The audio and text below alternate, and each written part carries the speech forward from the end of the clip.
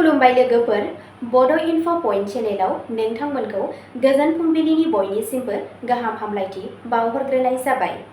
आं दिनै नोंथांमोननि सिगाङाव राशि बायदियै सानसेनि फानजामुथिखौ फरायथिनो लादों।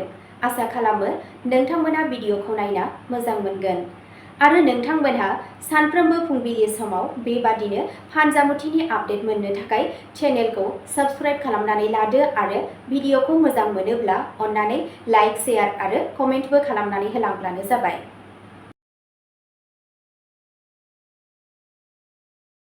दिनै 11 नभेम्बर 2025 मायथाइ एबा 24 कार्तिक दान 1432 मायथाइ मंगलबार। गिबियावनो दङ मेष राशि। दिनै नोंथांनि थुलुंगाखांनाया बांगोन आरो खामानियाव नोंथांनि रोंगौथिखौ बाख्नायगोन। थालांनाय खामानिफोरा गोख्रैथि मोनगोन आरो रांखान्थियारि हालोदा जौगागोन। नखराव गोरोबलायनाय आरो अनलायनाया थागोन। सावस्रि मोजां जागोन आरो नों गोसोआरि गोजोनखौ मोनगोन। सोरबा सासे गोहोम गोनां सुबुंखौ लोगो हमज्लायनाया नोंथांनि थाखाय मुलाम्फा गोनां जागोन। मोनसे गोदान बिथांखि थियारि खालामनो हागौ, जाय फैबाय थानाय सानफोराव जाफुंसार जागोन। नोंथांनि दिनैनि खाफालगोनां दिगआ जादों सानजा, खाफालगोनां अनजिमाया जादों 3 आरो खाफालगोनां गाबा जादों गोजा गाब। वृषभ राशि। दिनै रांखान्थियारि मुलाम्फानि मिजिंफोरा गोख्रों। फालांगियाव गोदान दावगानाय जागोन आरो बाहागोदारिया मुलाम्फा गोनां जागोन। नखराव खुसि आरो रंजानायनि आबहावा थागोन। सावस्रिया मोजां जागोन। गोजाम थालांनाय हाबाफोरा सुफुंजागोन। गोजोननाय मोनगोन। सोमोन्दोनि सायाव फोथायनाया बांगोन आरो दिनै नोंथाङा फोथायथिजों गोनां थिरांथाफोर लानो हागोन। नोंथांनि दिनैनि खाफालगोनां दिगआ जादों सा-सोनाब, खाफालगोनां अनजिमाया जादों 5 आरो खाफालगोनां गाबा जादों रेजें गोमो गाब। मिथुन राशि। दिनै खाफाला नोंथांनि फारसे थागोन। नोंथाङा खामानियाव गोदान खाबु मोनगोन आरो नोंथांनि देरसिन सुबुंफोरा नोंथांनि नाजानायखौ बाख्नायगोन। राङारि दावगानायखौ मिजिंथिनाय जायो आरो फिसा-फिसौ रां थिसननायाबो मुलाम्फा गोनां जागोन। नखरनि आबहावाया गोजोन थागोन। सावस्रिया मोजां जागोन। मोनसे गुसुं दावबायनाया गोजोनथाव जागोन। नोंथांनि मोजां मोनज्लायनाय जिउआ समानथि आरो गोथौ बुजिनायखौ नुनो मोनगोन। नोंथांनि दिनैनि खाफालगोनां दिगआ जादों खोला, खाफालगोनां अनजिमाया जादों 8 आरो खाफालगोनां गाबा जादों गोथां गाब। कर्क राशि। दिनै नोंथांनि थाखाय मोजां फिथाय होगोन। नोंथांनि खामानियाव सानथांखिफोरा जाफुंसारगोन आरो गुबुनफोरनिफ्राय मदद मोनगोन। रांखान्थियारि दिदोमथि सोलिबाय थागोन। न'आवनो धोरोमारि एबा मोजां हाबा मावनो बिथांखि लानो हागौ। सावस्रिया मोजां जागोन। दिनै रायज्लायनायनि गेजेरजों नोंथाङा माबा मोनसे गोनांथार जेंनानि सुस्रांनायखौ मोननो हागोन।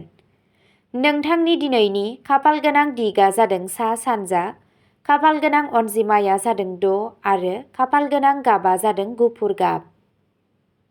सिंह राशि। दिनै नोंथांनि खस्थ'नि फिथाय मोनगोन। नोंथांनि जिउ राहायाव जौगागोन आरो नोंथाङा गोदान खाबुफोर मोनगोन। रांखान्थियारि मुलाम्फानि खाबुफोर दं।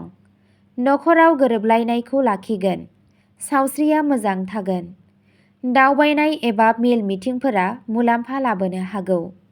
फरायसाफोरनि थाखाय साना जर'खायै मोजां जागोन।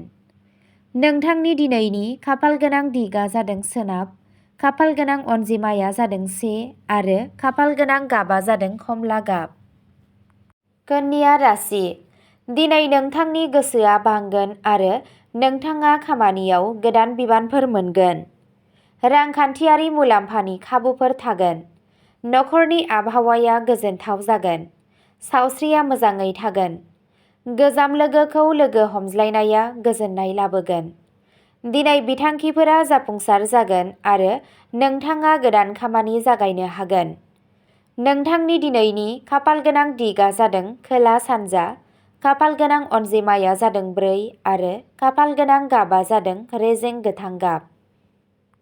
तुला राशि। दिनै जाफुंसारनाया नोंनि आथिंखौ खुदुमगोन। साख्रियाव गोदान खाबुफोर मोनगोन आरो फालांगियाव मुलाम्फा मोनगोन। नोंथाङा नोंथांनि नखराव अननाय आरो हेफाजाब मोनगोन। नोंथांनि सावस्रिया मोजां जागोन। सोरबा सासे जर'खा सुबुंखौ लोगो हमज्लायनाया नोंथांखौ सिगांथिं दावगालांनो थुलुंगा होगोन।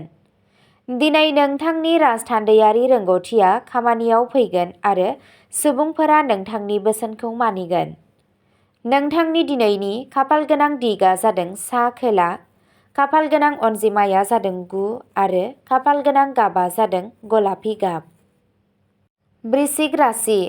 दिनै नोंथांनि गोहोआ बांगोन आरो गोब्राबसिन खामानिफोराबो जाफुंगोन। रांखान्थियारि खोन्दोआव जौगानायनि नेरसोन दं। नखरनि आबहावाया गोजोन थागोन। सावस्रिया मोजाङै थागोन। नोंथांनि मोजां मोनज्लायनाय जिउआव बुजिलायनाय आरो सोमोन्दोआ बांगोन। दिनै सम्पथिजों सोमोन्दो थानाय आयदाफोराव मुलाम्फा जानायनि जाथावना दं। नोंथांनि दिनैनि खाफालगोनां दिगा जादों सोनाब-साहा, खाफालगोनां अनजिमाया जादों 7 आरो खाफालगोनां गाबा जादों मुगा गाब। धनु राशि। दिनै खाफालआ नोंथांखौ हेफाजाब होगोन। रांखान्थियारि मुलाम्फानि गोख्रों मिजिं दं। साख्रि आरो फालांगि मोन्नैयावबो दावगानो खाबु मोनगोन। नखराव गोजोन आरो गोरोबलायनाया थागोन। सावस्रिया मोजाङै थागोन। दावबायनाया मुलाम्फा लाबोनो हागौ। नोंथांनि सानस्रिफोरा मानसिफोरखौ गोहोम खोख्लैगोन। नोंथांनि दिनैनि खाफालगोनां दिगा जादों साहा, खाफालगोनां अनजिमाया जादों 2 आरो खाफालगोनां गाबा जादों केसर गाब। मकर राशि। दिनै नोंथाङा मोनसे गोदान खाबु मोननो हागौ। रांखान्थियारि हालोदा गोख्रों जागोन आरो मान-सन्मान बांगोन। नखराव नोंथाङा मोजां खौरां मोननो हागौ। सावस्रिया मोजां जागोन। खामानि थिलियाव गोदान बिबानफोरा नोंथांनि थाखाय मुलाम्फा गोनां जागोन। नोंथांनि दिनैनि खाफालगोनां दिगा जादों खोला-सोनाब, खाफालगोनां अनजिमाया जादों 11 आरो खाफालगोनां गाबा जादों मुगा गाब। कुम्भ राशि। दिनै नोंथांनि सोरजिथाया बांगोन आरो फालांगियाव मोजां मुलाम्फा जागोन। खामानियाव नोंथांनि बोसोनफोरखौ बाख्नायनाय जागोन। नखराव अननाय आरो हेफाजाबनि आबहावा थागोन। सावस्रिया मोजां जागोन। नोंथाङा मोनसे मोजां खाबुनिफ्राय मुलाम्फा जानो हागौ। नोंथांनि दिनैनि खाफालगोनां दिगा जादों सानजा, खाफालगोनां अनजिमाया जादों 10 आरो खाफालगोनां गाबा जादों निला गाब। मीन राशि। दिनैनि साना नोंथांनि थाखाय जोबोद मोजां जागोन। खामानिफोराव जाफुंसार जागोन आरो रांखान्थियारि हालोदा जौगागोन। नखरजों सम हगारनाया गोजोनथाव जागोन। सावस्रिया मोजाङै थागोन। रमान्टिक सोमोन्दोआव गोदै गोदै जागोन। नोंथांनि गोसोनि गासैबो लुबैनायफोरा जाफुंनो हागौ होनना इसारा दं। नोंथांनि दिनैनि खाफालगोनां दिगा जादों सा-सोनाब, खाफालगोनां अनजिमाया जादों 6 आरो खाफालगोनां गाबा जादों रेजें निला गाब। अब्ला दिनैनि फानजामुथि एबा राशि फरायथिनाया एसेनोसै। गोजोन्थों।